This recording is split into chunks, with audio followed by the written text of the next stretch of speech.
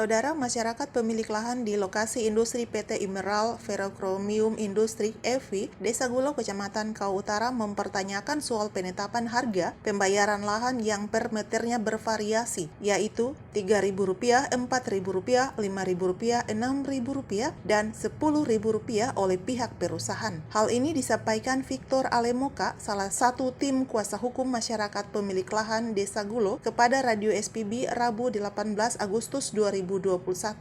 Victor mengatakan masyarakat menginginkan agar pihak perusahaan transparansi mengenai standarisasi harga dan ukuran lahan. Karena menurut Victor, dari fakta yang ditemukan, yaitu setelah dilakukan pengukuran ulang lahan dengan memakai alat ukur yang sama, yaitu GPS, ternyata lahan-lahan yang sudah dibayar tersebut oleh PT EVI terdapat selisih 7 hektar lebih. Hal ini seperti dikatakan Victor menimbulkan kekesalan masyarakat. Pembayaran lahan yang sehubungan dengan harga yang didapatkan bervariasi dari 3.000, 5.000, 6.000, dan 7.000, bahkan ada yang 10.000.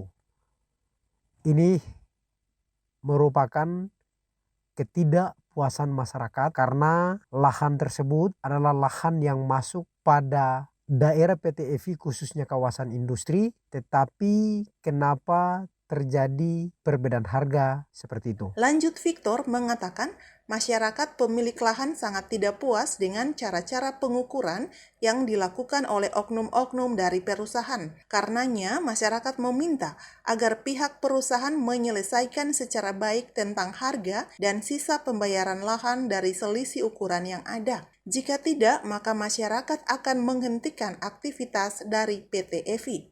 Victor menambahkan, masyarakat memang tidak terlalu memahami terkait aturan dan prosedur mengenai pengukuran lahan. Apalagi dalam pembebasan lahan, pihak perusahaan tidak membentuk panitia pembebasan lahan, sehingga pengukuran lahan dilakukan secara sepihak. Maka ini menurut Victor sebuah kelemahan yang berindikasi pada penyimpangan.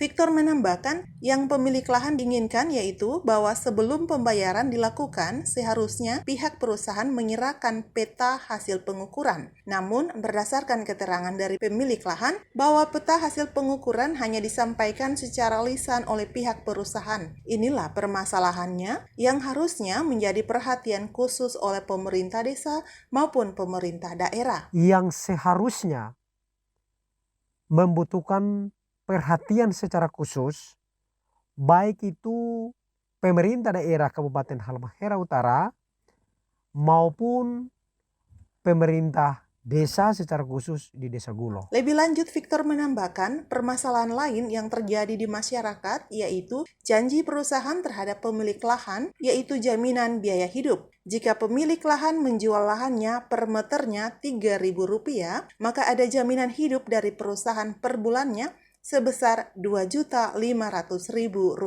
Rp3.000 masyarakat menjual lahan mereka per meter itu pernah dijanjikan terkait dengan biaya hidup per bulan Rp2.500.000. Meskipun janji tersebut disampaikan secara lisan oleh pihak perusahaan, namun sebagai penerima kuasa, Victor mengatakan akan memperjuangkan keluhan-keluhan masyarakat dengan mencari fakta-fakta di lapangan, sehingga hak-hak masyarakat bisa didapatkan. Memperjuangkan terkait dengan keluhan-keluhan yang disampaikan oleh masyarakat, kami mencari fakta-fakta di lapangan, dan kemudian kami mencoba untuk mendorong agar supaya hak-hak masyarakat di Desa Gulo ini benar-benar itu bisa mereka dapatkan. Lebih lanjut, Victor mengatakan, dengan kehadiran perusahaan sebetulnya diharapkan dapat merubah kehidupan masyarakat dari sisi ekonomi. Karena itu, semua permasalahan yang ada sedianya dapat diselesaikan secara bijaksana, sehingga masyarakat puas dan turut mendukung semua kegiatan perusahaan. Pada prinsipnya, kata Victor, sebagai penerima kuasa, mendukung penuh bahwa daerah Gulo dijadikan sebagai kawasan industri karena berdampak positif untuk pembangunan di Halmahera Utara.